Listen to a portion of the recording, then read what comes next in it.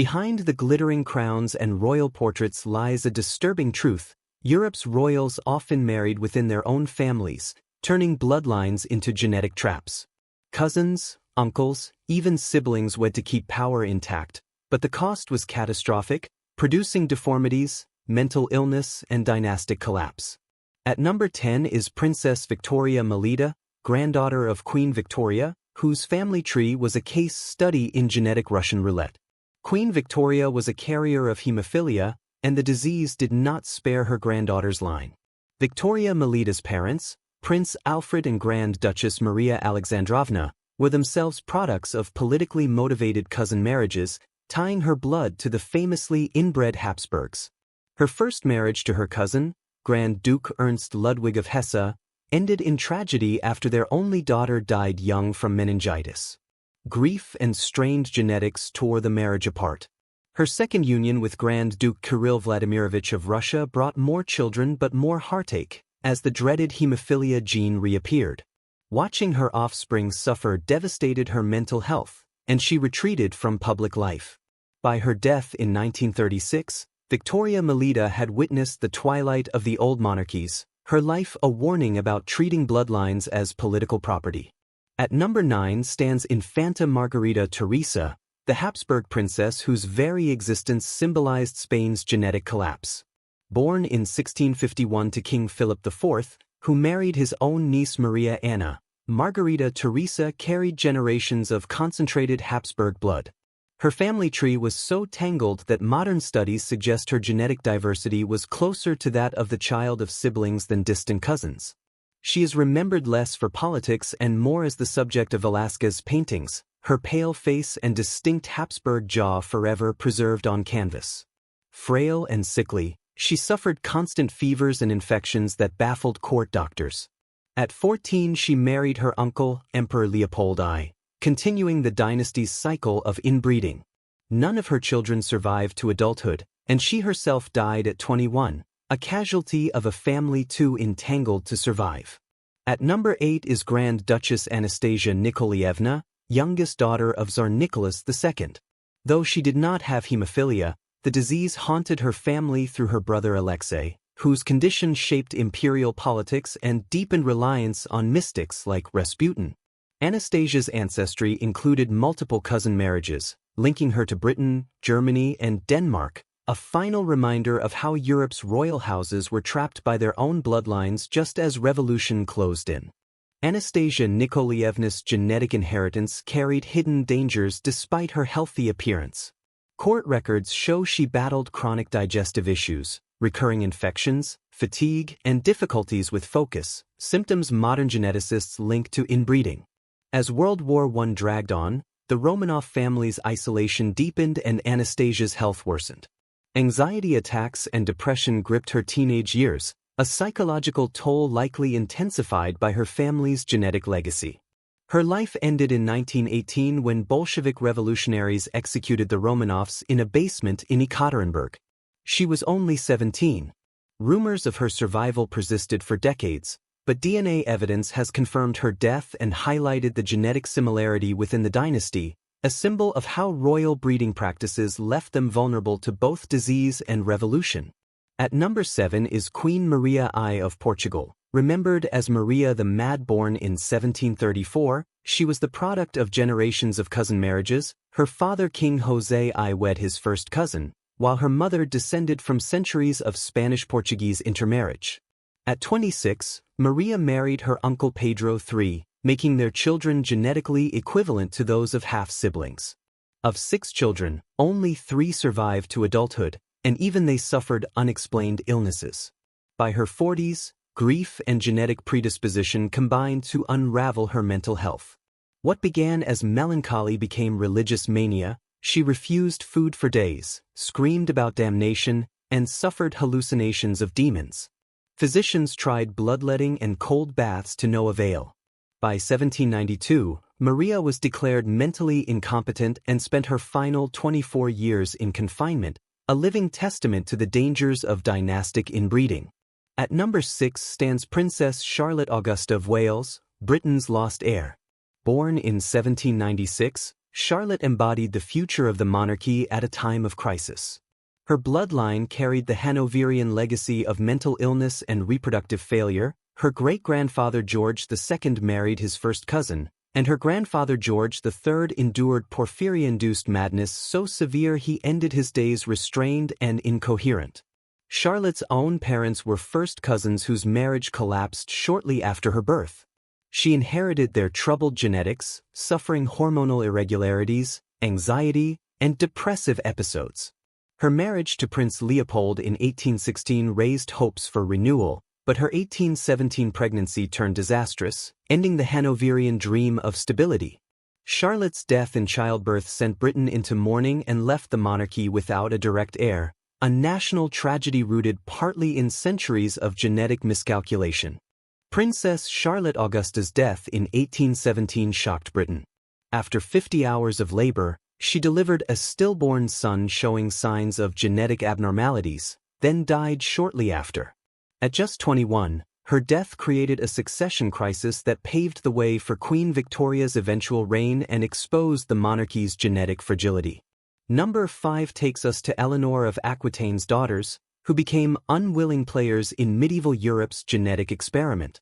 Eleanor, one of the 12th century's most powerful women, married Louis VII of France and later Henry II of England, producing 10 children. Her daughters, Marie, Alix, Eleanor, Joan, and Matilda, were married into already entangled royal bloodlines, further concentrating Europe's limited genetic pool. Marie of Champagne wed Henry I of Champagne, whose family had intermarried for generations.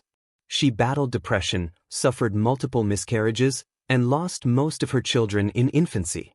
Eleanor of Castile, married to Alfonso of Castile, had 12 children, but only 3 reached adulthood, many displaying physical abnormalities. Joan of Sicily endured severe mental health episodes, was eventually confined to a convent, and died at 54. Together, these daughters' lives formed a grim pattern of infertility, mental illness, and deformities that haunted their descendants for centuries. Number 4 is Infanta Maria Antonia of Austria, the epitome of Habsburg inbreeding. Born in 1669 to Emperor Leopold I and his niece Margarita Teresa of Spain, Maria Antonia carried one of the highest inbreeding coefficients ever recorded. Her grandparents were themselves cousins or uncle-niece pairs, creating a closed genetic loop tighter than most sibling unions. Maria Antonia suffered severe facial deformities, including an exaggerated Habsburg jaw that made eating difficult, a curved spine that left her with a limp, and chronic pain that often kept her bedridden. Despite elite education, she struggled with basic comprehension and focus, signs of cognitive impairment. Married at 16 to Maximilian II Emmanuel of Bavaria, she endured repeated miscarriages and stillbirths, never producing a surviving heir. She died at 33, her body worn down by centuries of genetic concentration. Her death barely registered at court but symbolized the biological dead end of Habsburg strategy. These women's lives, from Charlotte's fatal childbirth to Maria Antonia's genetic suffering, reveal a clear pattern. The pursuit of dynastic power through close marriage came at devastating human cost, leaving entire royal houses weakened, infertile, and vulnerable to collapse. Born in 1479, Juana of Castile, remembered as Juana la Loca or Juana the Mad, was the daughter of Isabella I of Castile and Ferdinand II of Aragon, whose marriage united Spain and merged bloodlines that had been intermarrying for generations. This genetic concentration amplified hereditary mental illness that plagued the Trastamara dynasty.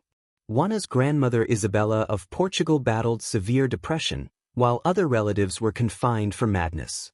In 1496, Juana married Philip the Handsome of Austria, further tightening the genetic circle. Their union produced 6 children but also marked the onset of Juana's psychological collapse. After Philip's sudden death in 1506, her grief turned to obsession. She refused his burial, traveled with his coffin across Spain, and secluded herself in convents to guard his body. Historians now view her behavior as psychosis triggered by genetic predisposition and trauma. Her paranoia and hallucinations worsened until her father Ferdinand declared her unfit to rule and seized the regency of Castile. Later, her son Charles V continued her imprisonment, confining her in Tordesillas for nearly 50 years. Juana died in 1555, a prisoner of politics and her own damaged genetics, leaving a legacy of instability that her descendants carried to the dynasty's downfall. Number 2 takes us to ancient Egypt, where Princess Inkhesenamen, daughter of Akhenaten and Nefertiti, was born into a dynasty that had practiced sibling marriage for centuries to preserve its divine bloodline. She married her half-brother Tutankhamun around 1332 BCE, further concentrating identical recessive genes. Evidence from Tutankhamun's tomb revealed 2 stillborn daughters with spina bifida, scoliosis, and skull deformities, clear signs of lethal inbreeding. Inkhesenamen herself was likely frail and desperate to escape. Hittite records show she pleaded for a foreign husband to break the cycle, but her attempt failed. After Tutankhamun's death, she vanished from history, likely swept away by the violent power struggles that ended their line. At number 1 stands Cleopatra VII, last pharaoh of Egypt and final ruler of the Ptolemaic dynasty, which had practiced sibling marriage for over 3 centuries. Cleopatra's legendary intelligence and political brilliance emerged despite carrying one of the most compressed genetic legacies in history. Her reign marked both the height and the end of this ancient experiment in bloodline purity, a fitting close to the long, dark history of royal women's sacrifice to dynastic obsession. The Ptolemaic dynasty's genetic practices make even the notorious Habsburgs look genetically diverse by comparison. For nearly 300 years, the Ptolemaics had systematically practiced brother-sister marriage as a matter of religious and political policy. They believed this preserved the divine nature of their bloodline while preventing rival claims to the throne. The result was a family tree that resembled a ladder more than a branching structure. Cleopatra's immediate ancestry reveals the shocking extent of this genetic compression. Her parents, Ptolemy XIII and Cleopatra V, were siblings. Her grandparents were also siblings. This pattern extended backward through at least 8 generations, creating a genetic bottleneck so severe that Cleopatra had fewer unique ancestors than most people have great-grandparents.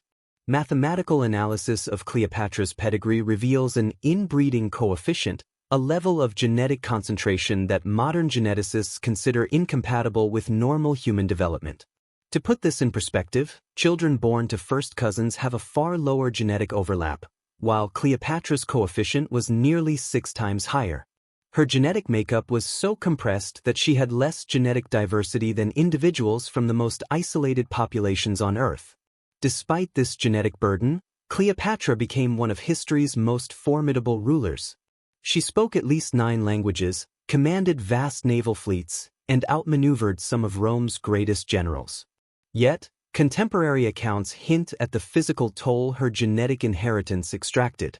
Roman historians describe her as intelligent and charismatic, but note that she relied heavily on cosmetics and elaborate clothing to enhance her appearance. Medical analysis of these descriptions suggests Cleopatra suffered from several conditions consistent with extreme inbreeding. She reportedly experienced chronic digestive problems, irregular menstrual cycles, and periods of severe depression that kept her secluded for weeks. Her relationships with Julius Caesar and Mark Antony produced only 4 children total, a remarkably low number for someone whose primary political strategy depended on producing heirs. The genetic consequences of this inbreeding became clear in Cleopatra's children. Her son Caesarion, allegedly fathered by Julius Caesar, died young under mysterious circumstances. Her twins with Mark Antony, Alexander Helios, and Cleopatra Selene survived to adulthood but left few descendants. Her youngest son, Ptolemy Philadelphus, disappeared from historical records entirely. Cleopatra's death in 30 BC marked the end of both the Ptolemaic dynasty and the ancient world's most extreme experiment in royal inbreeding. Her suicide was partly political calculation and partly the final act of a genetic legacy that had reached its mathematical endpoint. She represents the ultimate price of treating human genetics as tools for political power, a brilliant mind trapped within a body shaped by 3 centuries of calculated genetic manipulation. Don't forget to subscribe channel for more history-related content.